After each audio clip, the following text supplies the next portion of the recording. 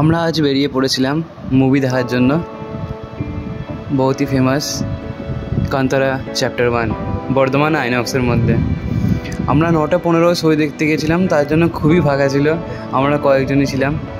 কয়েকটা অ্যাড দেখার পরে আমরা এই মুভিটা দেখলাম। খুবই সুন্দর স্টোরি ছিল আর খুবই ভিএফএক্সটা খুবই সুন্দর।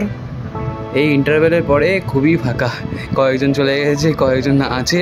আমরা এনজয় করলাম খুবই বেশি। সাউন্ড কোয়ালিটি খুবই ভালো ছিল আইনক্সের। এই সুন্দর সুন্দর সিন আপনারাও দেখুন বাকিটা।